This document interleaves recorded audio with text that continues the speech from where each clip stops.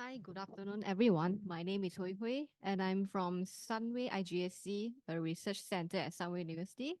So today I'm going to talk about the topic Green Education Divide Among ASEAN Countries, a topic which holds great importance for our collective future. Okay, so next. First of all, what is green education? So imagine a dynamic educational approach that not only foster awareness about the environment and its associated challenge, but also cultivates knowledge, shapes attitudes, enhance skills and expertise, and also encourage active participations, all towards empowering individuals to take meaningful action and also promote green behavioral shifts. So that's the essence of green education.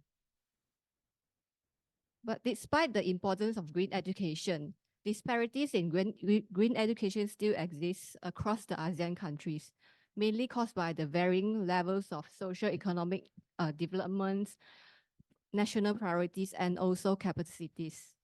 In this study, we employ a case studies approach to examine the differences in green education across three groups of ASEAN countries, namely pace-setter ASEAN country, maturing and also emerging ASEAN countries, and thereafter identify solutions to address the disparities.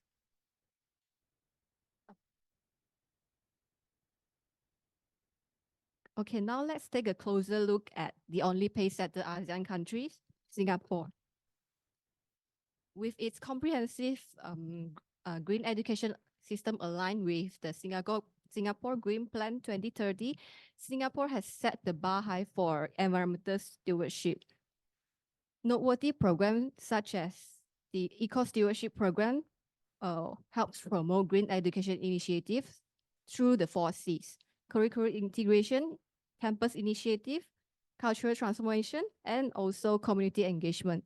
On top of that, institutions of learning are also actively committed to building sustainable campus infrastructure. Some of them have even been awarded the School Green Awards for their green initiatives. Moving on to maturing ASEAN countries, including Malaysia, Thailand, Indonesia, Philippines, Brunei, and Vietnam. Although significant efforts have been made, most of these countries still face a wide gap between the theory and practice in green education.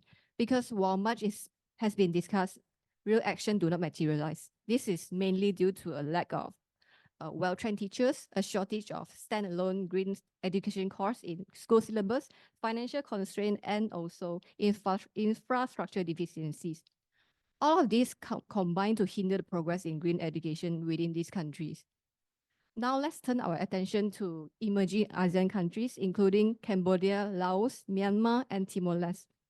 We observe that they are still in the very early stage of green education, and their journey is actually fraught with challenges. Imagine these countries are already facing significant challenges in providing basic education, let alone specialized green education. The situation is further exacerbated by their competing national interests, limited funding, inadequate infrastructure, and also political instability.